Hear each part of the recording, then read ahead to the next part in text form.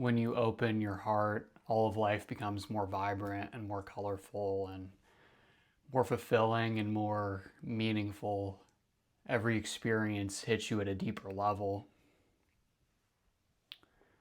We initially closed our heart because we were wounded in childhood. We didn't have others that offered empathic mirroring to us. They didn't validate our worldview. They didn't see us as an autonomous being. We gave up our authenticity for conformity. We learned to hide certain aspects of ourselves so that we'd be accepted, and in doing so, we closed off our heart space and closed our connection not only to those around us, but to the deeper aspects of ourselves and our connection to the divine. So today I'm going to share with you my experiences with opening my heart over the last couple of years, what the challenges are that come with that, and share with you ways that you can facilitate that opening for yourself. When you first start to open your heart, it can be very overwhelming, and there can be a lot of challenges associated with that may cause you to close off again. I remember a couple years ago when I kind of had a powerful awakening and my heart space really opened, that it was very overwhelming because I was just a lot more tuned into and aware of other people's energy, what other people were dealing with, and it was just too much to handle within my nervous system. So it's important that we stay grounded with this, because opening up your heart doesn't mean that now you're trying to be a savior for every single person you come across and that you're really feeling empathically into the trauma and the wounding that they've experienced. This is a challenge because at some level, when you open your heart, you're also going to be more open to the pain that others have within themselves, and that's going to have an impact on you of wanting to either try and help that person, or it's just going to make you feel a certain way that, you wish they were just living more in alignment. You wish they weren't doing that they didn't hold certain addictions, they didn't hold certain worldviews and ways of thinking.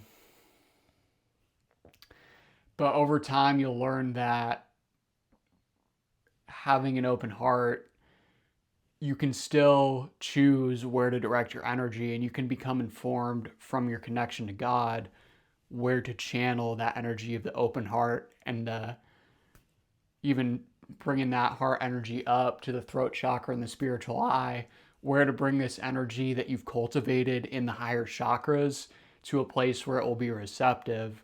Like me recording these YouTube videos, I know that whoever's going to make it far into this video, they're going to be receptive to the message that I'm trying to say. Whereas if I just start talking to this about this to some random person on the street, I would, not that they wouldn't be receptive, not that I couldn't, maybe I could have a couple minutes of interaction that I could help them on whatever level they're at.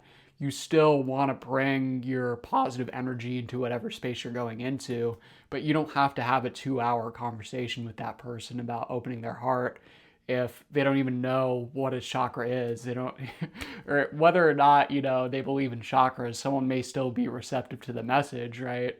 But just maybe they're caught up in, in their own sort of trauma, and they just have a really negative view of the world, and they're really gonna be resistant to your message of, trying to spread light and love, or just whatever uplifting thing you're trying to bring.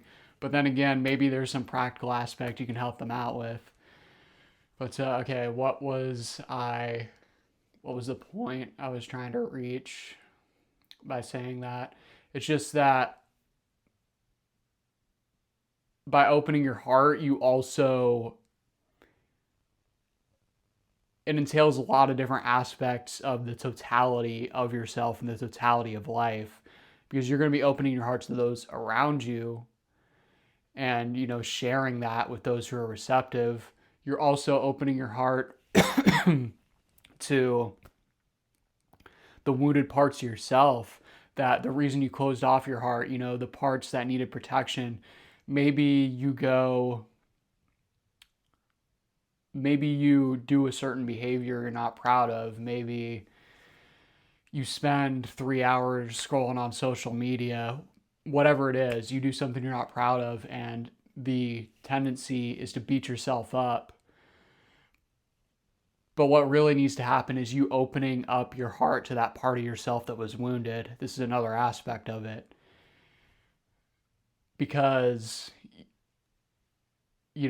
all the conformity and the conditioning that the people around us in childhood especially programmed us with, that becomes our own internal unifying center, that now we don't even have to be conditioned externally. Now that's what we're saying to ourselves. But the thing is, you're now grown enough, you're an adult. These protective mechanisms are no longer necessary. You're probably not in the situation you were to where you were a vulnerable child. You had to give up certain parts of your authenticity to feel safe, to have a stable sense of identity. But truly, that's no longer necessary, because now all the inner work you've done, whatever spiritual work you've done, or whatever life experience you've had in general, has prepared you to handle circumstances more maturely. But the programming's so strong that it's still going to override your authenticity. So having compassion for yourself, doing the inner work, going and having that conversation with your inner child, with your inner adolescent, that, have their needs, and that sometimes if you don't have the conversation and facilitate this process consciously, then what's going to happen is that repressed part, you could think of it as, Carl Jung called it, a complex, that, these past experiences kind of cluster in your head and take over your personality and take over your behavior, to where you can kind of negotiate with those parts and show love to those parts and meet their needs in other ways, meet the inner child's needs through creative expression in your work, or just through, some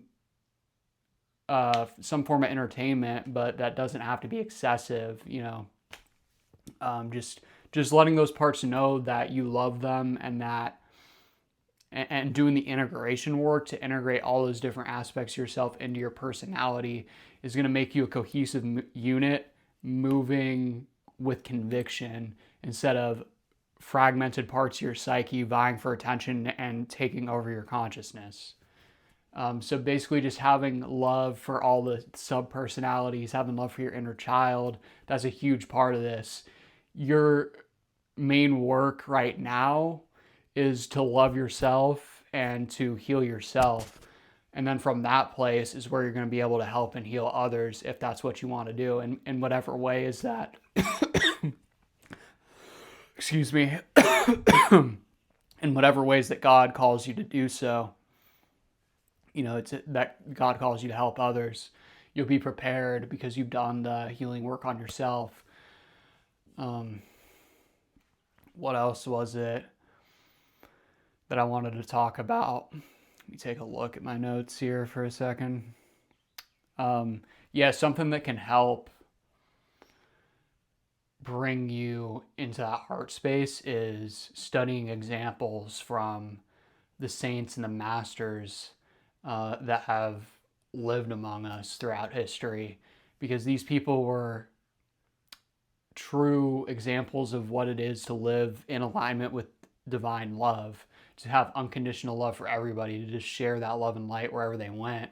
And in sharing your love and your light, you're going to receive it back tenfold almost. That's what I've experienced, is, when you help someone out, that's going to also bring your consciousness to a more peaceful and loving state by sharing that love with others. And that's what the saints demonstrated so well. And that's an example to where it is possible to, someone asked me today, is it possible to open your heart completely and fully. And I said, yes, it is, because these masters and saints have been the example that showed us it's possible to do that. At our current level of development, we're not expected to be able to keep an 100% open heart all the time. There was, there's still wounding, and there's still, even those of us that have done a lot of healing work, there's still going to be times where we're not 100% open. But striving towards what the saints have shown us and just being so open and loving to everybody is what we should all strive towards. We're not going to hit that 100% of the time, but we know that's the goal. That's where we're going, right?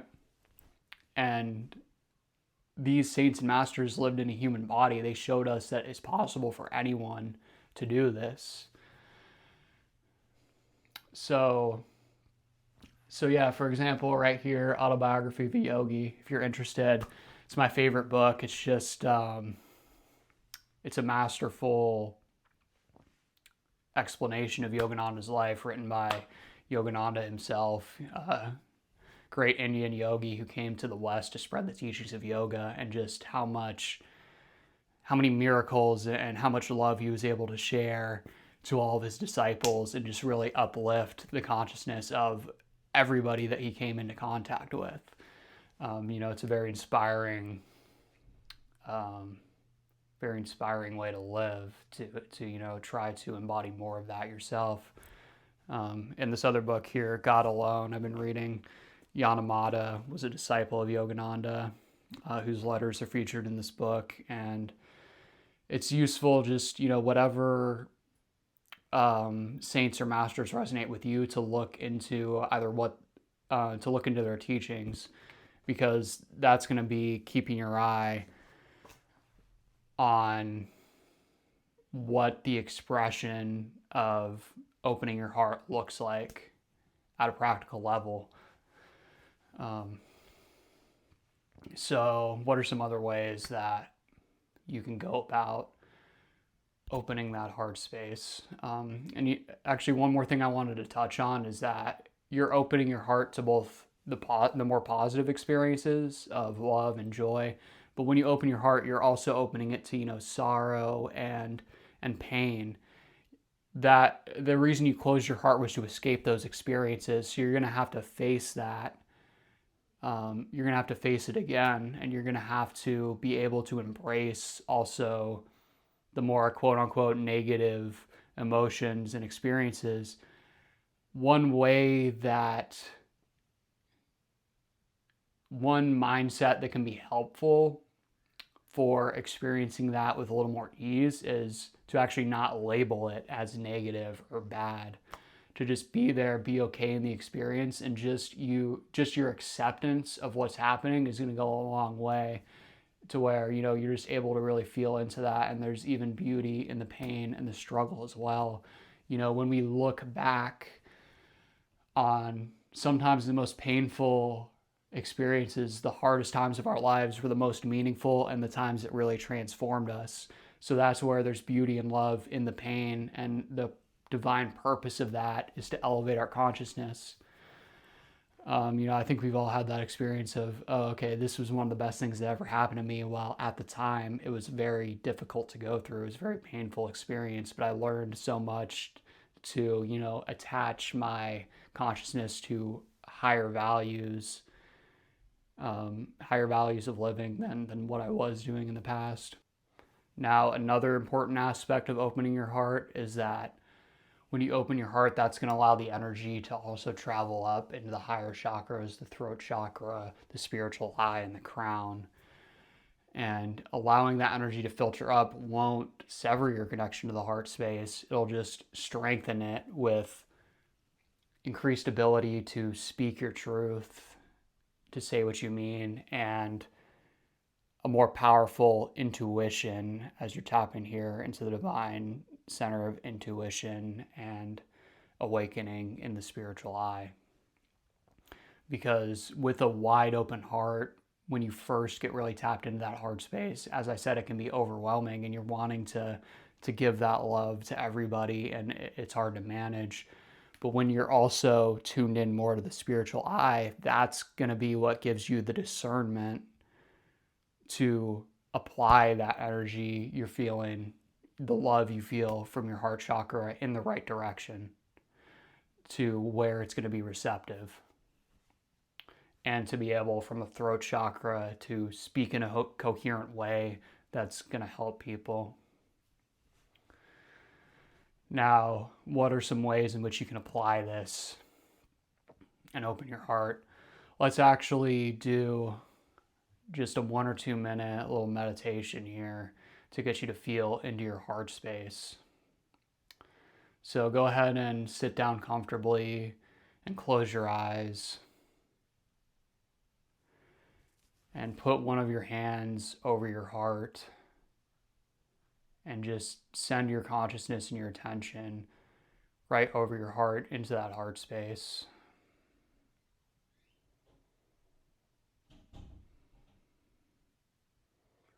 And as you start to feel that center and that love, expand it, expand that love throughout your body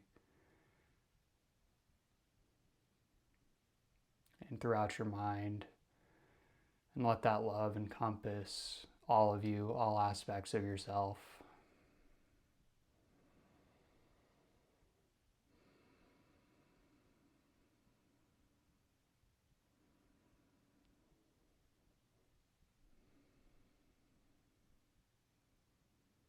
Try to feel deeper into your heart space, your love, and just, I'll give you a minute to feel into that and keep on expanding it.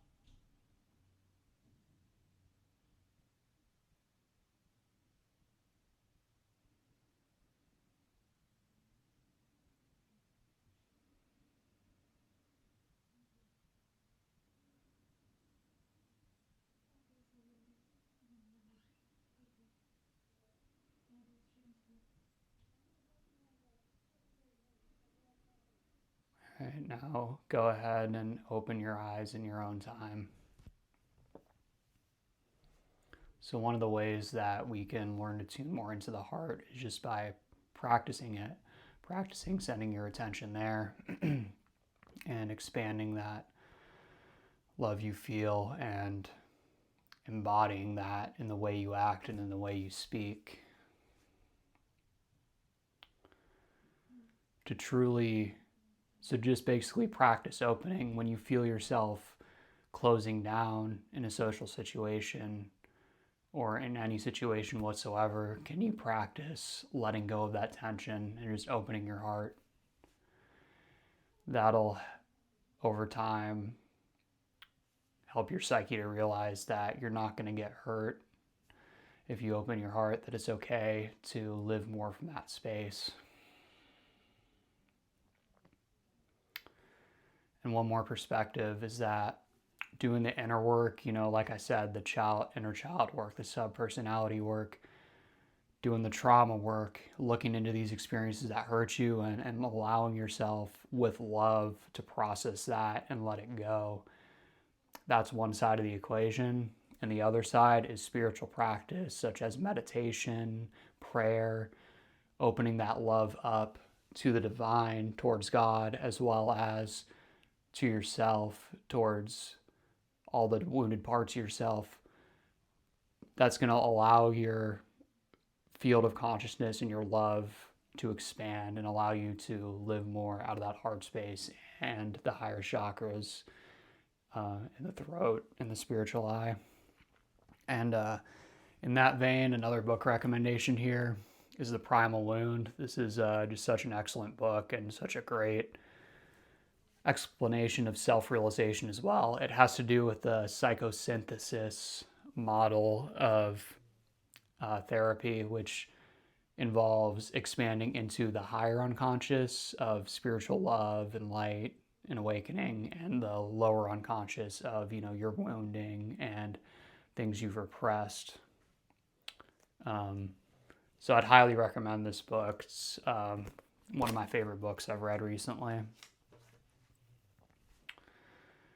And with that being said, I love you guys. Just keep on watching content like this, not to the detriment of your real life, but more specifically, look into the life of saints and masters, such as Christ, Buddha, Krishna, Paramahansa Yogananda, whoever, St. Augustine, whoever it may be that you look up to. Maybe make the effort to read a little bit more about their life and how they lived, and try to embody a little bit of that in your day-to-day life. So I wish you the best, and I'll probably talk more about the psychosynthesis stuff that was mentioned in the Primal Wound on another video, and I have a newsletter about that specific topic that's releasing on my Substack the same day this video is going up. And also, just let me mention, I'm starting a spiritual fellowship group 1 week about from the day this video is going up. Next Saturday, it'll be Saturday, May 9th. The group will start, but at whatever time you're watching this, you're welcome to join. I'll have more information about that in the pinned comment down below. So if you're interested in working with me and diving more into this heart space and into your spiritual nature, as well as working through some of that stuff in the lower unconscious, please send me a message on Instagram or on Substack, and I'd be happy to talk to you and see if this is right for you. But regardless, I hope you have a wonderful day, and thank you for watching. I'll see you on the next one.